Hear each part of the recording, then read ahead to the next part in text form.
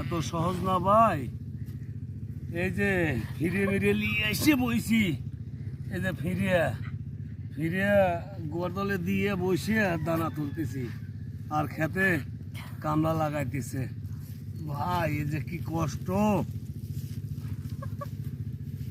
তবে দানা হয়েছে আলহামদুলিল্লাহ, একেবারে মনের মতো দানা।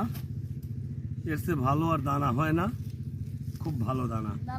একটু এদিক দিয়ে দেখাও, এদিক দিয়ে দেখাও, দানার কোনো বিকল্প হয় না। তোমার আম্মু যেন না যায় আবার ওদিকে, এদিকে। হ্যাঁ, এই যে দানা, আবার এদিকে আমার দিকে দেখো, এই যে দানা। ও ওয়াও,